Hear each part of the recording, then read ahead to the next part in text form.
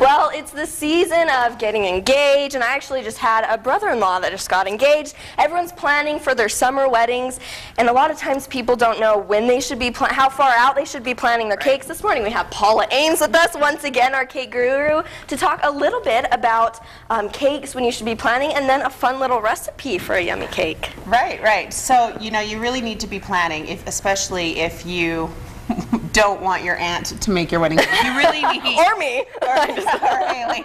You really need to get your vendors in line as soon as you get engaged. So, like, I'm already booking for the spring and summer. Okay, so people are planning. It's January, and they're already planning for April, May, June. Okay, right. So in fact, I just had a consult last night for August. Wow. Okay. And what would you say the proper etiquette is? You know, how far out should you give a cake expert? You know, it depends on the cake expert. If it's somebody with a good resume, a lot of experience, they're going to be in demand. Like I'm in demand, so you need to call as soon as possible. Okay. So minimum 3 months, but even up to 6 months to secure your Wow. Wow. I feel bad for the person that baked my wedding cake. You can only do a certain number of cakes a weekend. Yeah.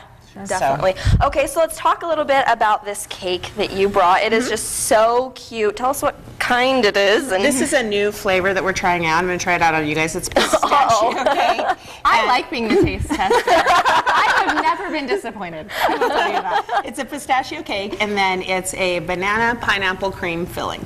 Oh, you know, and you wouldn't think those flavors would go right off the top of your head, but for some reason it actually sounds pretty decent. Well, and my I'm son excited really liked to it try yesterday, so we'll see if you guys like it. They're pretty lucky kids, I think, getting to taste test a lot. Or maybe not so lucky. Yeah, they, Mom, what are you making us eat? We'll see. So I just want to show you, this is an example.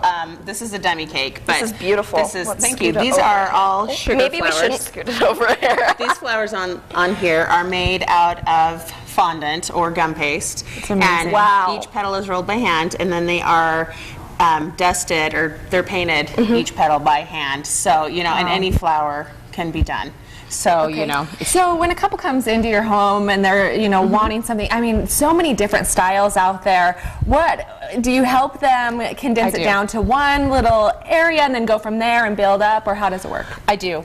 We design, I sit down with you and I give them a consultation and a tasting that lasts about an hour, and I design with them their dream cake. Because it's not, they're not having somebody else's wedding, they're having their wedding. So they should have their wedding cake. That's awesome. Wonderful. And I just have a question. You said you dust it, and it's all shimmery and beautiful. What on earth do you dust it with that's edible? They have an edible glitter. Okay, so they really make that. Yeah, they really do make that. Yep. Oh, wow. And does it have flavor, or is it just merely? The glitter doesn't. It doesn't taste like anything. Okay. Wonderful. Well, thank you so much. And we will be back for part 2 of the segment where she will put Brandi and myself to the test in making this cute little fondant bear.